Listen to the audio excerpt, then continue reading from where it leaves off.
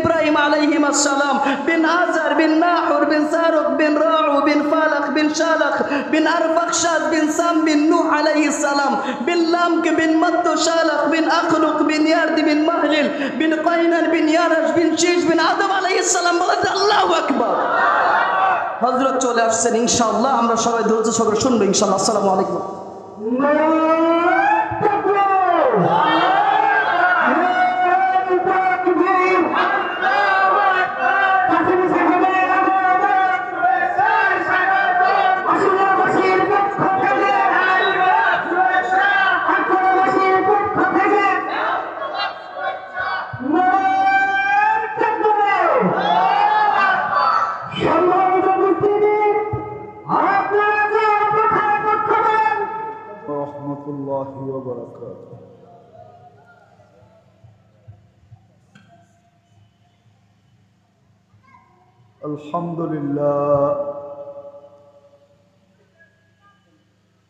الحمد لله كما ينبغي لجلال وجهي وعظيم سلطاني الحمد لله كله دكه وجله سره وعلانيته أوله وآخره صغيره وكبيره اللهم لك الحمد حمدا خالدا مع خلودك دائما مع دوامك لا منتهى له دون علمك ولا منتهى له دون معصيتك والصلاة والسلام على حبيبنا وحبيب ربنا مصطفى مجتبى الذي بعثه إلى الجن والإنس بشيرا ونذيرا داعيا إلى الله رحمة للعالمين شفيع المذنبين حريص بالمؤمنين رؤوف رحيم صلى الله عليه وعلى آله وأصحابه وأتباعه صلاة وسلاما كثيرا كثيرا أما بعد فأعوذ بالله من الشيطان الرجيم بسم الله الرحمن الرحيم وأما بنعمة ربك فحدث وقال جل جلاله لتسألن عن النعيم وقال رسول الله صلى الله عليه وسلم إنكم لتموتون كما تنامون تبعثون كما تستيقظون وتحاسبون بما تعملون أو كما قال عليه الصلاة والسلام কুরআনী মাদ্রাসার উদ্যোগে আয়োজিত উক্ত মাহফিলের সম্মানিত সভাপতি উপস্থিত উলামায়ে কেরাম এলাকার বিভিন্ন জায়গা থেকে আগত মুসলমান ভাইয়েরা বিশেষভাবে যুবকরা যদি শোনার সুযোগ থাকে পর্দার অন্তরালে মা ও বোনেরা কোরআন হাদিস থেকে যতটুকু তেলাওয়াত করলাম আশা রাখি একই সামনে রেখে অতি অল্প সময় কিছু কথা রাখব সাথে সাথে সকলের কাছে অনুরোধ যতটুকু শুনবো যতক্ষণ শুনবো সংখ্যাটা বন্ধ করো যতটুকু শুনবো যতক্ষণ শুনবো পরিপূর্ণ মনোযোগ দিয়ে শুনবো কেননা এটা আল্লাহর আদেশ যখন কোরআন শুনো বা কোরআনী কথা শোনো তো পরিপূর্ণ মনোযোগ দিয়ে শোনো ফাস্তামিমু দ্বিতীয় আল্লাহর আদেশ হলো আনসিতু দ্বিতীয় আল্লাহর আদেশ হলো আনসিতু পরিবেশটাকে বিলকুল নীরব রেখা শোনো যদি আল্লাহর দুটা আদেশকে পুরা করতে পারি তাহলে আশা করা যায় 100-তে 100। আজকে ভাগ্য খুলবে, পরিসমাপ্তিতে ঘোষণা হবে ইরজিউ মাগফুরান লাক, যাও তোমাদের গুনাহ মাফ। বুদ্দিলা সাইয়্যাতিকুম হাসানাত, গুনার জায়গাটা নেকি দ্বারা পরিপূর্ণ হবে। এই জন্য আবারও অনুরোধ করতেছি, যত বেশি মনোযোগ দিয়ে শোনা যায় আর পরিবেশটাকে যত বেশি নীরব রাখা যায়। আমরা ছিলাম না, আবার অচিরেই থাকবো না। এই দুনিয়াতে আমরা ছিলাম না। বয়স হিসাবে দেখা যাবে যে যাদের বয়স আজকে 30 বছর, তারা 30 বছর আগে ছিল। যাদের বয়স 40 বছর, 40 বছর আগে ছিল না।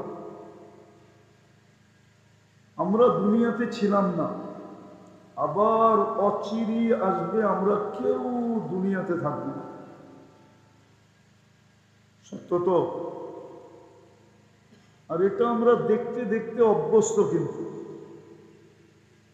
প্রতিনিয়ত আমরা মৃত্যু দেখতেছি। আর এটার প্রমাণ আমাদের বাড়িতেও আছে। দাদা থাকলে পরদাদা নাই, ঠিক না? বাবা থাকলে দাদা নাই। তো প্রতিনিয়ত আমরা এটাতে অভ্যস্ত। আমরা আছি বটে বর্তমানে, অচিরেই আমরা এখানে থাকবো না। যার কাছ থেকে আসছি তার কাছে চলে যেতে হবে। কোরআন আমাদেরকে এই মেসেজই দেয়, ইলাইনা তুরজাউন। কোরআন বলে তোমরা আমার কাছে ফিরবে। আবার আমাদের সৃষ্টি অনর্থকও না। যদি অনর্থক হইতো তাহলে আপনাকে সৃষ্টির ভিতরে শ্রেষ্ঠত্ব দেওয়া হতো না। যদিও মানুষ সৃষ্টির তুলনায় বড় দুর্বল,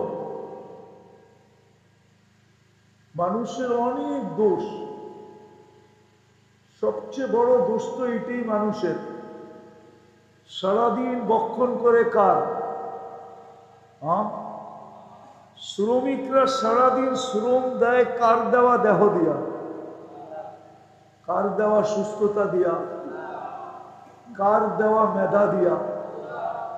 কেননা মেধা না থাকলে তো শ্রম দেওয়া যায় না, যায় নাকি? হ্যাঁ, যার এটা ঠিক না ও শ্রম দিতে পারে? তাহলে শ্রম দিতেছি আল্লাহর দেওয়া মেধা দিয়া, আল্লাহর দেওয়া সুস্থতা দিয়া, আল্লাহর দেওয়া দেহ দিয়া। আবার দেহর ভিতরে পূর্ণতা কে দিছে? কে দিছে? যদি পূর্ণতা সবাই নিয়ে আসতো, আমাদের সমাজে অন্ধ থাকতো কেন? যদি পূর্ণতা সবাই নিয়ে আসতো, তা আমাদের সমাজে বধির থাকতো কেন? বধির ছিলেন তো, কানে শুনে না। যদি সবাই পূর্ণতা নিয়ে আসতো, তো আমাদের সমাজে বোবা থাকতো কেন? এই এলাকাও বোবা পাওয়া যাবে, পাওয়া যাবে না? অন্ধ পাওয়া যাবে, ঠিক না? আর যে বোবা হয় সে কানে শুনে না। বোবা এই জন্যই যে ও কানে শুনে না। কানে শুনলে আর বোবা থাকবে না। তো আমরা শ্রম দেই আল্লাহর দেওয়া দেহটা দিয়া। তো যেটা বুঝাইতেছিলাম যে 24 ঘন্টা ভোগ করি কার? হ্যাঁ, সবচেয়ে বড় জিনিস তো হলো আল্লাহর দেওয়া দেহটা, ঠিক না? এবং পূর্ণতা এবং সুস্থতা এবং মেধা ঠিক, এর চেয়ে বড় নেয়ামত আর কি হতে পারে? 24 ঘন্টা আল্লাহর এটা ভোগ করি, ঠিক না? আরে বুঝে আসতেছে? 24 ঘন্টা কাঠটা ভোগ করি, কিন্তু এই মজমা বলো, এই যুবকরা বলো, 24 ঘন্টা কে, 24 ঘন্টায় 100 বার কে আল্লাহ বলে? কয়জন হাত তুলতে পারবে যে আমি 24 ঘন্টায় ডেলি 100 বার আল্লাহ বইলা ডাকি? হাত তো কেউ তুলতেছে না। যদি 100 বার আপনি আল্লাহ না বলেন, 100 বার আল্লাহ বলতে কতক্ষণ লাগে? অথচ এইখানেই যা পাওয়া যাবে, কামের ফাঁকে ফাঁকে ডেলি 100 বার মেসেজ পাঠায়, SMS 100 বার পাঠায়। হয়তো বাড়িতে পাঠায়, নাইলে বন্ধুর কাছে পাঠায়, নাইলে আত্মীয়ের কাছে পাঠায়, নাইলে স্বজনের কাছে পাঠায়, নাইলে কাউকে মেসেজ পাঠায়, I.you, আমি তোকে ভালোবাসি, তুইও একটু লেখা পাঠা যে আমাকে ভালোবাসোস। কিন্তু ডেলি একবারও তো মেসেজও লেখে না যে আল্লাহ আই লাভ ইউ। একবার যদি মেসেজ লিখতো যে আল্লাহ আই লাভ ইউ, তো যেটা বুঝাইতেছিলাম থাকবো, ছিলাম না, আবার অচিরেই থাকবো না, অচিরেই চলে যাব এখান থেকে। আপনার আমার সৃষ্টি অনার্থক না। অনার্থক যদি হইতো তাহলে আপনাকে সৃষ্টির শ্রেষ্ঠ বানানো হতো না। সৃষ্টির ভিতরে আপনাকে আমাকে শ্রেষ্ঠত্ব দেওয়া হতো না। কোরআন বলতো না ওয়ালাকাদ কাররামনা বনি আদম। আপনাকে আমাকে জমিনের আধিপত্য দেওয়া হতো না। ওয়াল্লাযী খালাকা লাকুম মা ফিল আরদি জামিয়া। আল্লাহ বলে সব তোমার জন্য তৈরি, জমিনের সবকিছুর মালিক তুমি, আধিপত্য তোমার হাতে দিলাম। যদি অনার্থক হতো,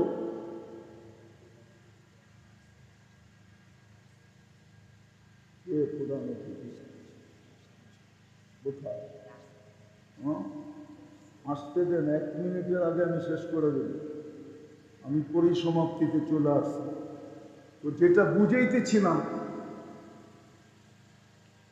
বুঝাইতেছিলাম আপনি আর আমি অনার্থক না।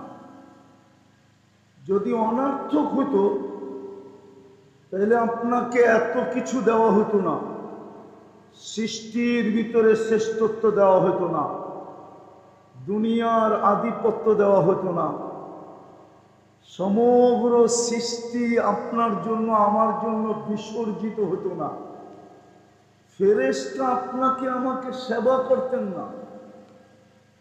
ফেরেশতা আপনাকে আমাকে সেবা করে। এই দেহটা এমনি চলে না, এই দেহটা এমনি চলে না। প্রযুক্তি দিয়ে চালাইতে হলে বুঝে আসতো যে এটা চালাইতে কি লাগে। এটা শুধু শুধু চলে না। প্রযুক্তি দিয়ে যদি চালাইতে হতো তাইলে বুঝে আসতো যে এটা চালাইতে কি লাগে।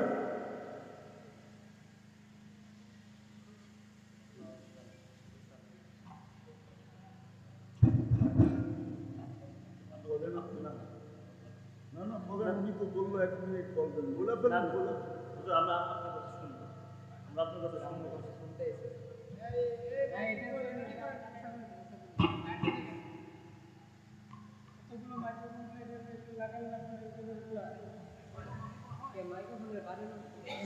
আচ্ছা আমি শেষ করে দিতেছি, শেষ করে। আওয়াজ করেন না, আওয়াজ করেন না, আওয়াজ করেন না। যেটা বুঝাইতেছিলাম, ছিলাম না, অচিরেই থাকবো না। প্রশ্নের জায়গায় চলে আসি, প্রস্তুতি কতটুকু নিলেন বলেন? প্রস্তুতি কতটুকু? আজকে সূর্য তো বলতে বলতে ডুবছে, লান আউদ ফি হায়াতিকা আবাদা। হতে পারে এই এলাকার মানুষ কাল সকালে সূর্য উঠা দেখবে না, হতে পারে। হতে পারে এরকম প্রমাণ দুনিয়াতে শত শত আছে। ওই এলাকার মানুষ রাত্রে মোজ ফুর্তি করতে করতে ঘুমায় গেছে। গত ডিসেম্বরের আগের ডিসেম্বরে তুর্কিতে এক রাত্রে 1.5 লক্ষ লোক মারা গেছে। যেই দিন প্রথম সুনামি আসছে, সুনামি, ওই দিন রাত্র বহুত মানুষ ফুর্তি করতে করতে ঘুমায় গেছে। সকালে আর সূর্য উঠতে দেখে না। বলেন প্রস্তুতি কতটুকু? সারাদিন ভোগ করি আল্লাহটা, আল্লাহটা ভোগ করতেছি। একটু আগেই বুঝাইতেছিলাম যে আল্লাহটা ভোগ করি। যদি প্রযুক্তি দিয়া এই দেহটা চালাইতে হতো, প্রযুক্তি দিয়া, প্রযুক্তি বাদ দিলাম, আল্লাহ যদি দুনিয়ার সিস্টেম মতে বিল নিতেন, যে আমার যেটাই ব্যবহার করবা বিল দিবা। যদি একটা দেখাই, যদি পানির দামে অক্সিজেন কিনতে হতো, অক্সিজেন, তাইলে ডেলি 16,500 টাকা বিল দিতে হতো। 1 লিটার 50 টাকা, আরে 30 টাকা। আমরা 550 লিটার অক্সিজেন নেই ডেলি। 550-কে 30 দিয়া গুণ দেন। এই শ্রম পেশার মানুষগুলাকে বলতেছি, খাইতেন না, পড়তেন না, অক্সিজেন কিনতেন। যদি দুনিয়ার মানুষ প্রিপেড সিস্টেম বিদ্যুৎ বানাইতে পারে, প্রযুক্তি ফিট করতে পারে আল্লাহর দেওয়া এই মাথাটা দিয়া, তো আল্লাহ কি প্রযুক্তি এখানে ফিট করতে পারতেন না? এইখানে কি ভিতরে প্রযুক্তি নাই? হ্যাঁ, উনি তো শিক্ষিত মানুষ হবে। যদি একটা প্রশ্ন করি, আমাদের শরীরের ভিতরে রক্তের 2টা জিনিস আছে, একটা ব্লাড সেল, একটা হলো রেড সেল, আর একটা হলো হোয়াইট সেল, যেটাকে প্ল্যাটলেট বলে। ব্লাড ক্যান্সার হয় হোয়াইট সেল যখন তৈরি না হয়, তখন হয় ব্লাড ক্যান্সার। রেড সেল বাড়তে থাকে, হোয়াইট সেল কমতে থাকে। এই 2টা সেলকে যে আল্লাহ সিস্টেম মতো রাখেন, এটা যদি কোনো প্রযুক্তি দিয়ে করতে হতো, তাইলে মনে হয় এরকম একটা বড় বিল্ডিং একজনের জন্য লাগতো। শুধু আপনার রক্তের সেলটাকে ঠিক রাখার জন্য। কি রাখার জন্য? রক্তের শুধু সেলটাকে ঠিক রাখার জন্য। কোনো প্রযুক্তি নাই, কুদরত দিয়ে 2টাকে। আমি এই জন্য বলতেছি, আমি ভুক্তভোগী। আমার বড় ছেলে মারা গেছে ব্লাড ক্যান্সারে। আমি জানি এটা সম্বন্ধে, আমি জানি এর সম্বন্ধে ব্লাড ক্যান্সার কাকে বলে। শুধু কোনো কিছু না, রেড সেল হোয়াইট সেল ভাঙতে থাকে, রেড সেল বাড়তে থাকে, রক্তগুলা তরল হয়ে যায়, আস্তে আস্তে এক এক জায়গা দিয়া বাহির হইতে শুরু করে, এক সময় মৃত্যুর কোলে ঢেলা পড়ে। এই যে প্রযুক্তি আল্লাহ ভিতরে ফিট করছে, যেটা দিয়ে আমাদেরকে চাঙ্গা রাখেন, কে ফিট করছে? এটাই বুঝাইতে চেয়েছিলাম যে ছিলাম না, আবার থাকবো না, চলে যাব, কিন্তু প্রস্তুতি কতটুকু? 24 ঘন্টা তো ভোগ করি ওনারটা, প্রশ্নের জবাব দিব কি করে?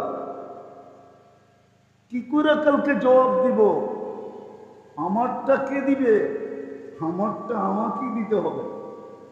আমি ভোগ করতেছি সারাদিন।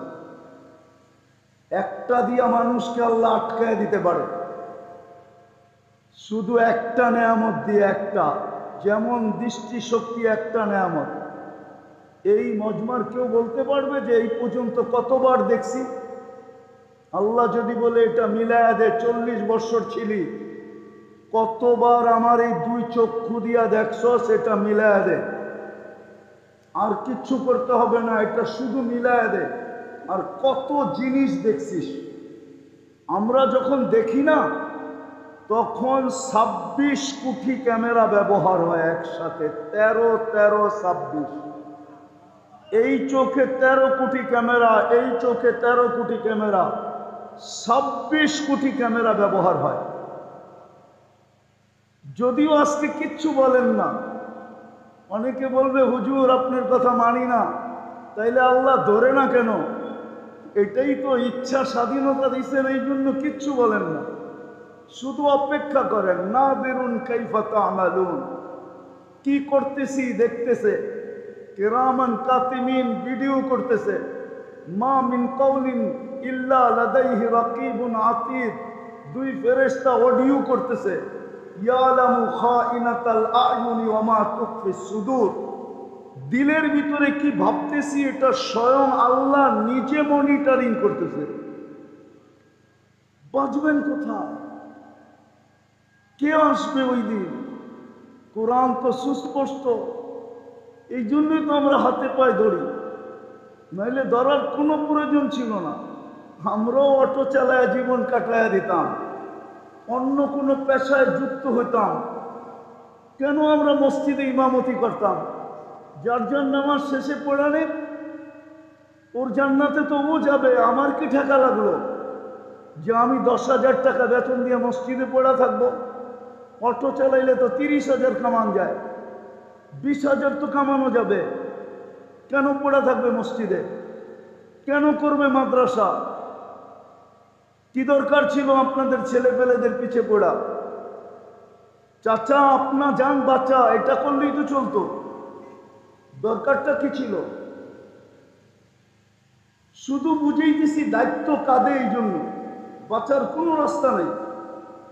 এই জন্য বলতেছি চলে যেতে হবে, কিন্তু প্রস্তুতি নিয়ে যেতে হবে। আজকে ভোগ করতেছি, কিচ্ছু বলে না, বিলও চায় না, কিচ্ছু বলে না।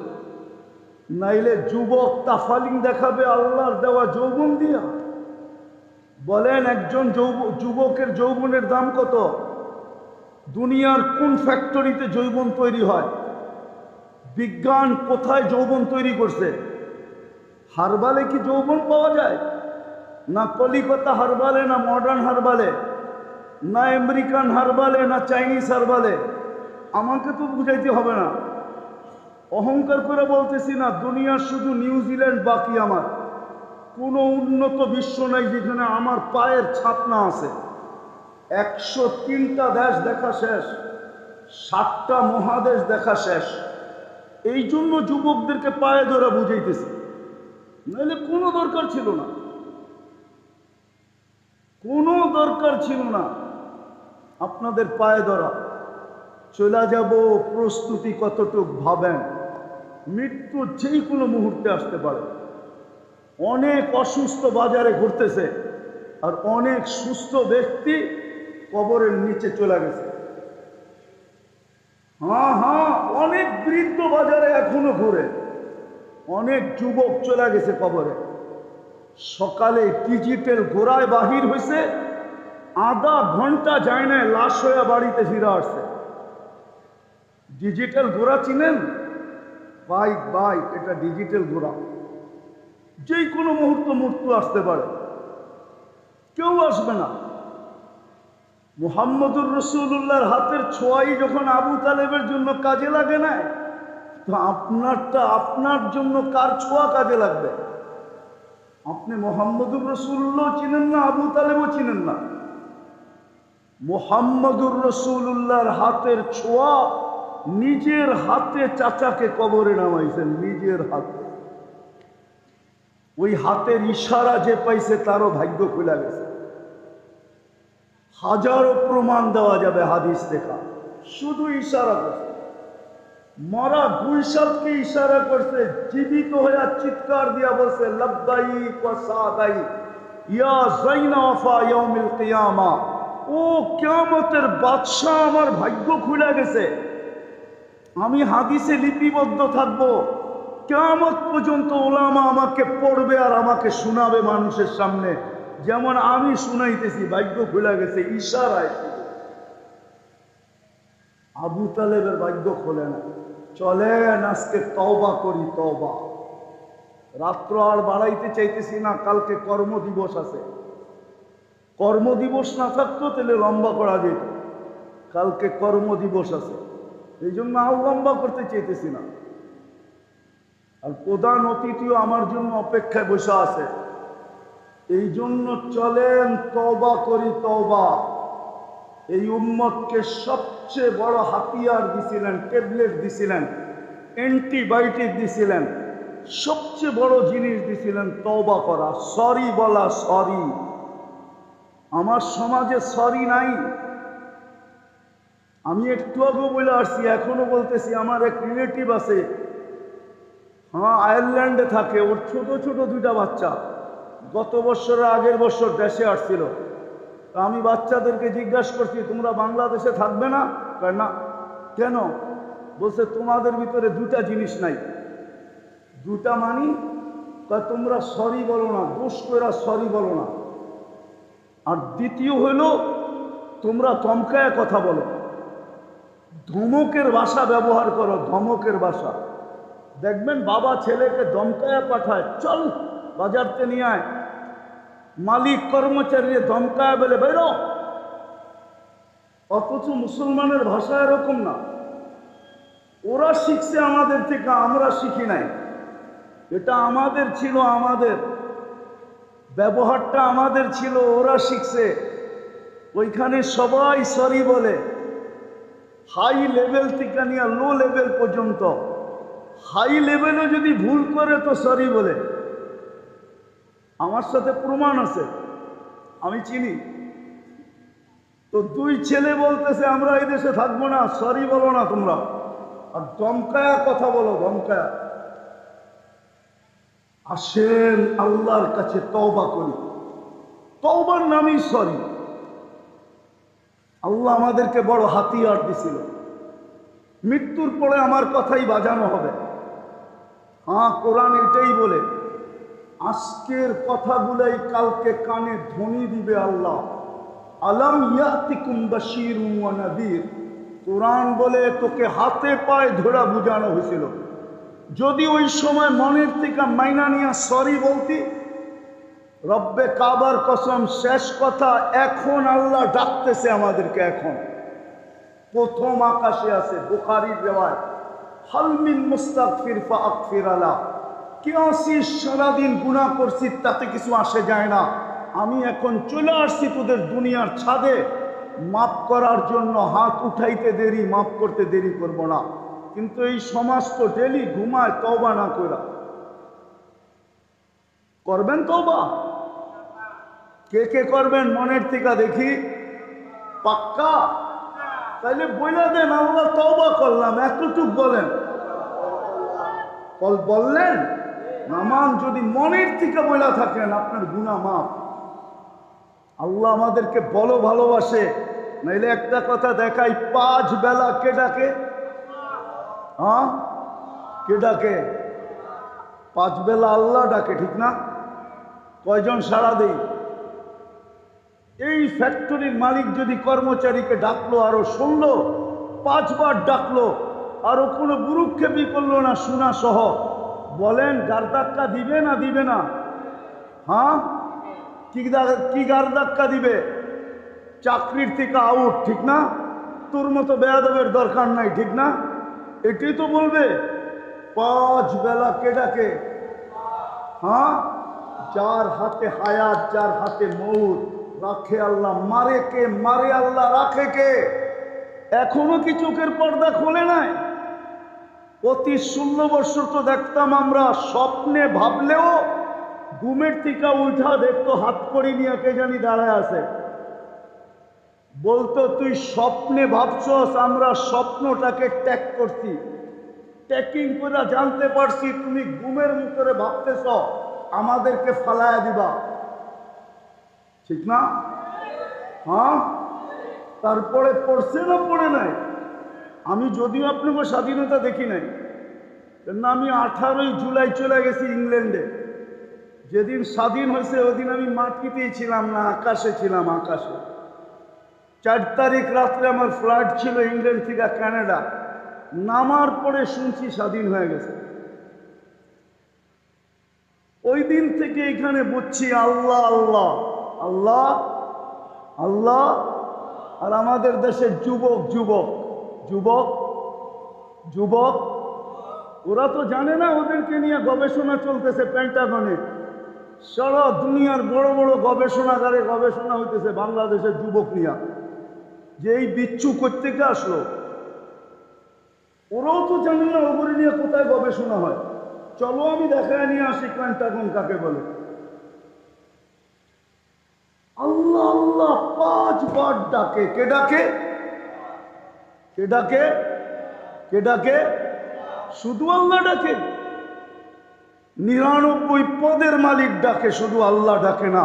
রহমান ডাকে, রহিম ডাকে, মালিক ডাকে, কুদ্দুস ডাকে, সালাম ডাকে, মুমিন ডাকে, মুহাইমিন ডাকে, আজিজ ডাকে, জব্বার ডাকে, মুতাকাব্বিরুল খালিকুল বারিকুল মুসাব্বিরুল গফফারুল কহ্হারুল ওয়াহ্হাবুর রাজ্জাকুল ফাত্তাহুল আলিমুল কাবিদুল বাসিতুল খাফিদুর রাফিউল মুইজ্জুল মুদিল্লুস সামিউল বাসীরুল হাকামুল আদলুল লতীফুল খবীরুল হালিমুল আযীমুল গফুরুশ শাকুরুল আলিয়ুল কবীরুল হাফিজুল মুকিতুল হাসিবুল জলিলুল করিমুর রকিবুল মুজিবুল ওয়াসি আল হাকিমুল ওয়াদুদুল মজিদুল বাঈতুল শহীদুল হকুল ওয়াকিলুল কবিদুল মতিনুল ওয়ালিদুল হামিদুল মুহসি আল মুবদি আল মুঈদ আল মুখরি আল মুমিত আল হাইয়্যু আল কাইয়্যুম আল ওয়াজিদ আল মাজিদ আল ওয়াহিদ আল আহাদ আল সামাদ আল কাদির আল মুক্তাদির আল মুকদ্দম আল মুআখ্খার আল আউয়াল ওয়া আখির আল যাহির ওয়াল বাতিন আল ওয়ালি আল মুতাওয়ালি আল বাররু التواب المنتقم العفو الرؤوف مالك الملك ذا الجلال والإكرام المقسط والجامع والغني والمغني المانع الضار النافع النور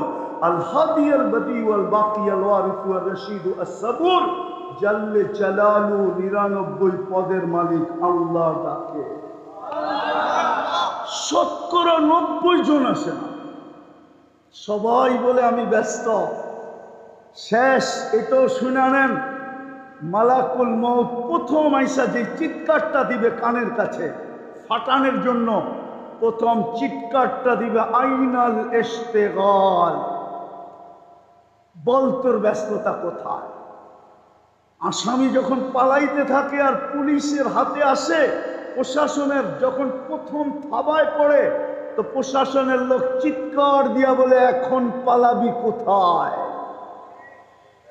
আধিপত্যওয়ালার মানুষগুলার রোশানলে পড়লে যেরকম চিৎকার দিয়া বলে যাবি কোথায়, মালাকুল মউত প্রথম আইসা একটা চিৎকার দিবে জালাল আইনাল ইশতিগাল, বল তোর ব্যস্ততা কোথায়, আমরা চলে আসব।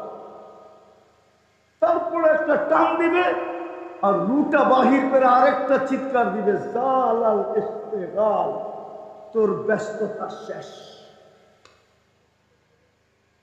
তওবা যখন করছেন অঙ্গীকার করেন, কমসে কম একটা কাজ করেন আজকে থেকে, নামাজ আর ছাড়বেন। পারবেন? আল্লাহ আমাদেরকে আমল করার তৌফিক দান করেন। ওয়ামা আলাইনা ইল্লাল বালাগ। উঠাউঠি না করি, দোয়া হবে।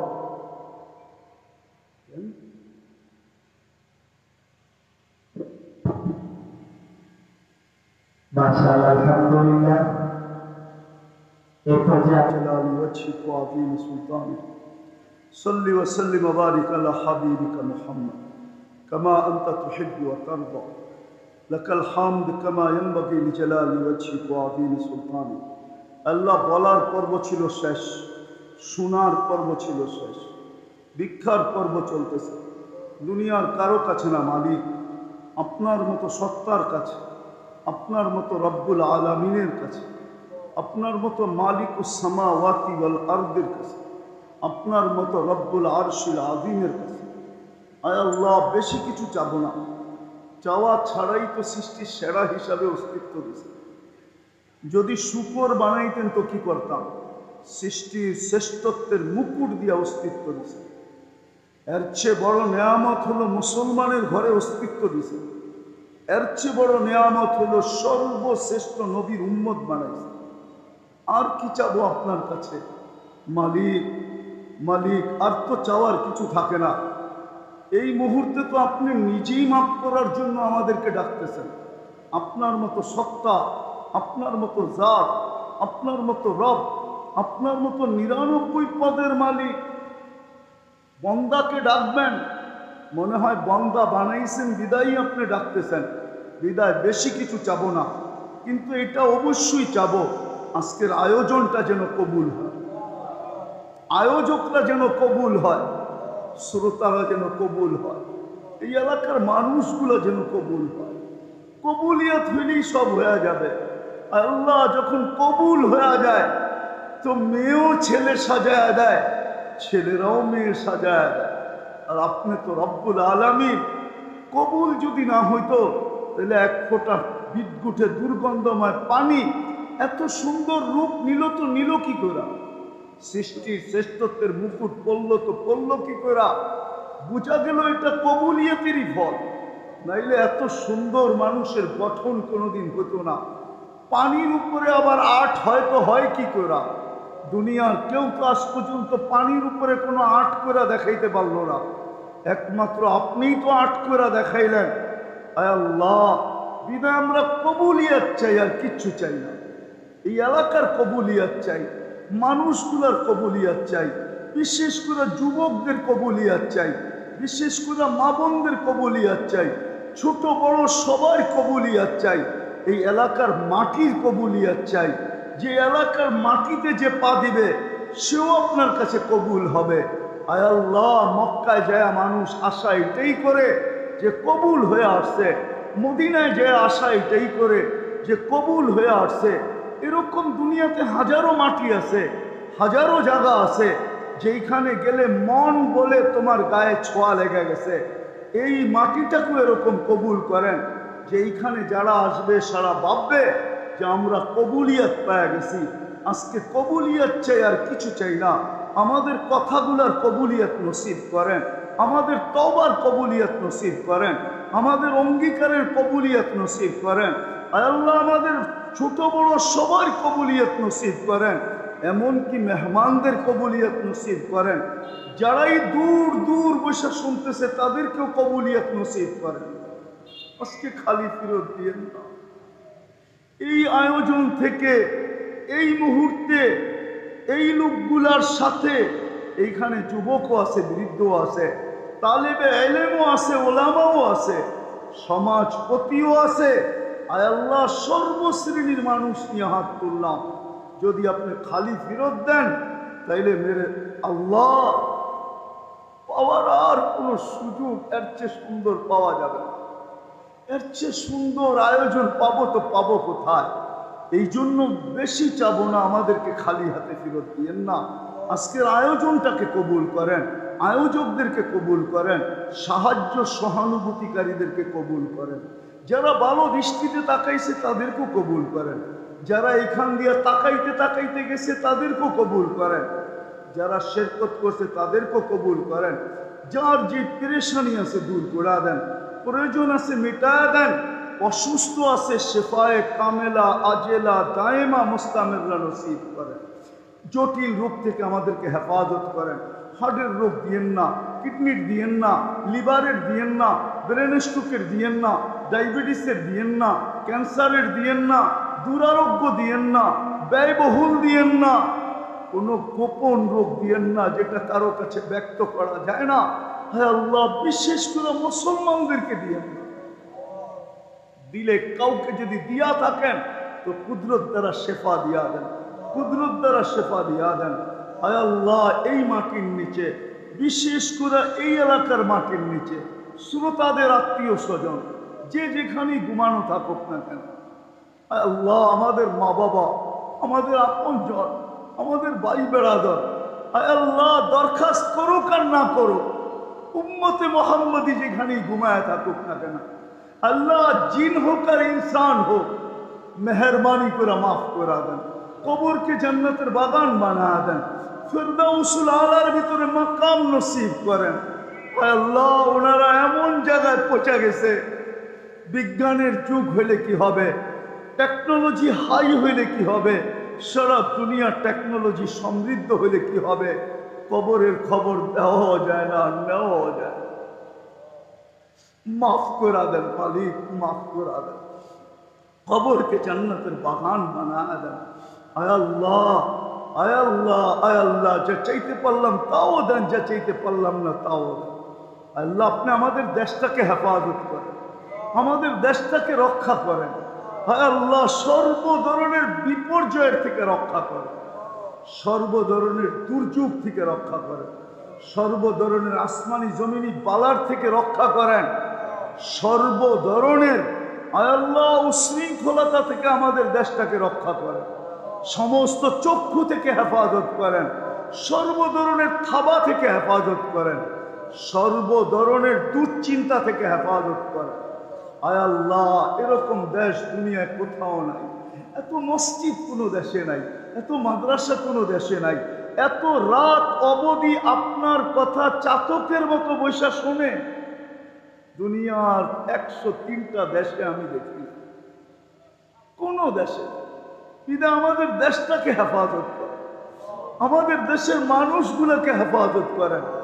আল্লাহ, আমরা বিভেদ চাই না, আমাদের দেশ থেকে বিভেদ উঠায় দেয়, আমরা ভাই ভাই হয়ে বাস করতে চাই।